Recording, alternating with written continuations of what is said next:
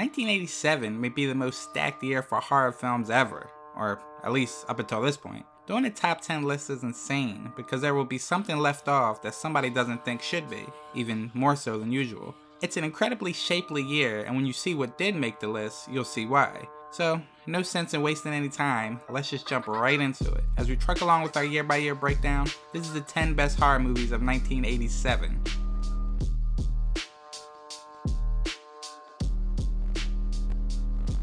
After murdering his entire family, a man remarries a widow with a teenage daughter in another town and prepares to do it all over again. The Stepfather is refreshing because it turns the 80s horror paradigm on its head, finding a monster not in teenage sexuality, but rather in a conservative patriarchy that is normally the ideological hero. This monster of patriarchy does not wear a mask nor wield some iconic weapon. His costume is the same costume many men have long worn as they play out the daily role of hard-working suburban family man. Tie and a jacket for work, sweater over a button down at home. Indeed, what makes The Stepfather so compelling is that it starts from a simple truth about human life. The everyday lives we lead are performances, and takes it to a horrifying extreme. Unlike Chucky or post-zombie Jason Voorhees, the monstrous title character of The Stepfather is both plausible and a rich metaphor for the danger of a tradition in a world largely trying to move beyond it. Well, what's your stepfather gonna do when he finds out? He's gonna kill me.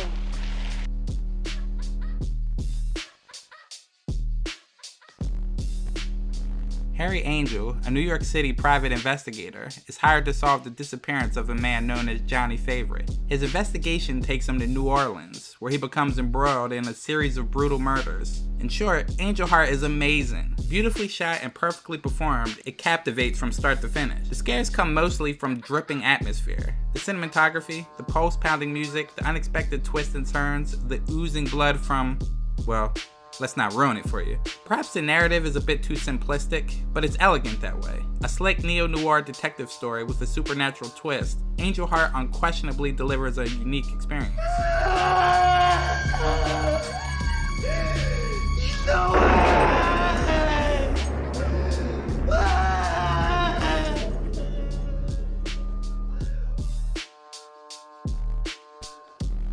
There are low-budget movies, there are zero-budget movies, and then there's bad taste. Peter Jackson shot this piece of glorious nonsense on weekends over 4 years with his friends. He's credited with writing the script, but in fact, the whole thing was apparently improvised. In the film, the population of a small town disappears and is replaced by aliens that chase human flesh for their intergalactic fast food chain.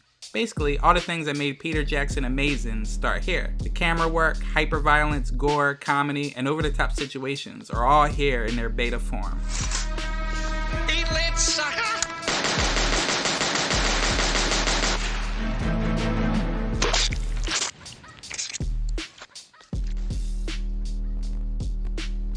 A group of graduate students and scientists uncover an ancient canister in an abandoned church. But when they open the container, they inadvertently unleash a strange liquid and an evil force on all humanity, crossing the boundary at the outer reaches of the physical world where science meets superstition and reason collides with the irrational. Prince of Darkness tells a tale as miraculous as the Bible and as dry as any technical text. It's hard to think of another film with such a mix, but this one does it with finesse, and ends on a note so shocking and dreamlike it'll make you question your own reality and what's lurking just beneath the surface of our everyday lives.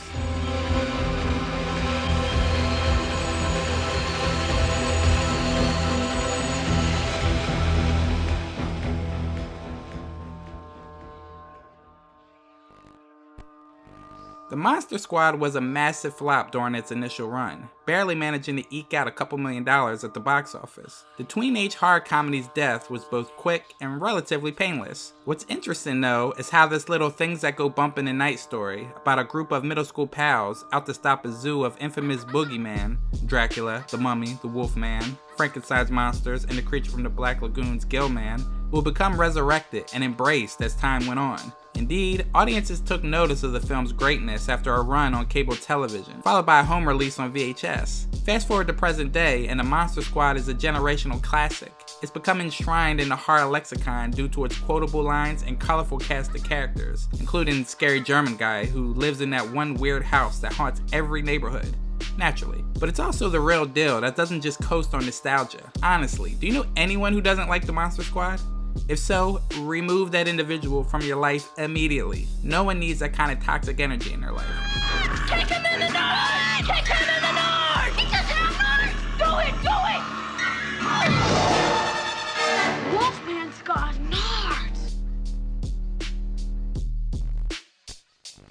Hands down the greatest Nightmare on Elm Street sequel, Dream Warriors was like a breath of fresh air after the relatively disappointing Freddy's Revenge. Co-written by original creator Wes Craven, the film follows Freddy as he takes his deadly crusade away from Elm Street to a psychiatric hospital for troubled teens. This movie has so many wonderful qualities, but let's start with the kills. Dream Warriors offers some of the best death scenes of the franchise, from Freddy turning a kid into a human puppet using his own veins and tendons, to Freddy posing as a topless nurse only to reveal his true self. Another thing to point out is the fact that none of the kid characters in the film are annoying. In a horror film such as this, that is a true rarity. When each one of the kids get offed, you genuinely feel bad about it. You want them to succeed. With this being the third entry of the series, it's safe to say the third time was definitely the charm. Can I ask you something? Certainly. Who gives a what you think?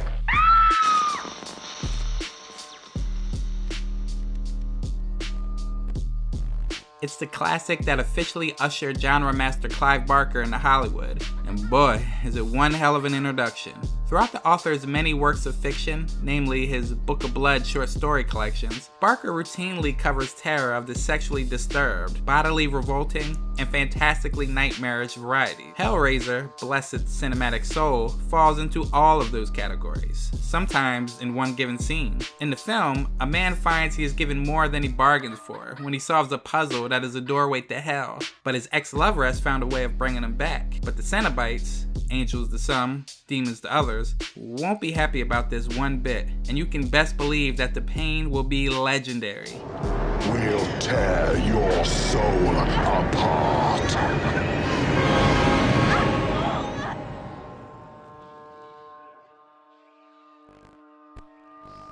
After moving to a new town, two brothers discover that the area is a haven for vampires, perhaps more than any other horror subgenre. The vampire film has been subject to radical reinterpretations over the years. One thing that has pervaded these films since Bela Lugosi's Dracula is a sense of coolness associated with being a vampire. Sure, Lugosi was also creepy, but there was something suave about him too. And Christopher Lee took that coolness to another level in the Hammer films. Thus, it should come as no surprise that a project would come along and exploit this aspect of the vampire myth, and mix in a few laughs and lovable characters in the process. The result is The Lost Boys, which, simply put, is one of the coolest films of all time. As horror fans, we often turn to the genre for shock and gore and disturbing images, but sometimes you just want something cool and fun. The Lost Boys is one of the most satisfying films ever made in this respect.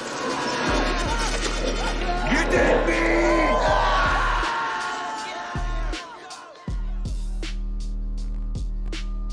A small-town farmer's son reluctantly joins a traveling group of vampires after he is bitten by a beautiful drifter. Released in the summer of 1987, Near Dark went head-to-head with the more cheekily comic The Lost Boys, and, in box office terms at least, took a heavy beating. Yet it was the superior movie for sure. Its mix of edgy romanticism and haunting sadness makes it, as an immediate proposition, less accessible, but far more memorable. These are vampires in a postmodern world in which belief has faded to the point where the paraphernalia of myth and religion are no longer effective. Director Catherine Bigelow, echoing the games the Coen brothers play, reconstructs genre conventions from the inside out. Near Dark is a subtle study in the seductiveness of evil and a terrifying ride to the edge of darkness.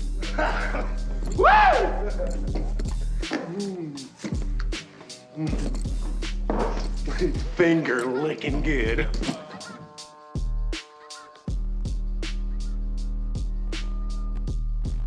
The old horror philosophy of give 'em more insanity in the sequel must have been daunting for Sam Raimi and his Evil Dead colleagues. The Evil Dead, released independently in 1981, shocked and awed the film community with low-budget ingenuity, going way overboard with geysers of blood, freaky ghouls, and tongue-in-cheek humor. So when it came time to send the anti-heroic Ash back to the demon-infested cabin in the woods, Raimi did the only logical thing. He crapped on good taste and delivered a flick that bashes subtlety with his spiked hammer. Evil Dead 2 achieved something rather unique. It twisted the genre on its decapitated neck and made it fun to laugh while at the same time crap your pants. The film is a grade A masterpiece of morbid mayhem.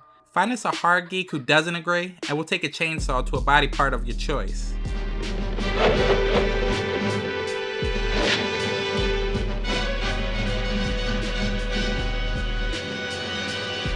Groovy. Once again, thanks for watching, and don't forget to let us know your favorite horror film in the comment section below.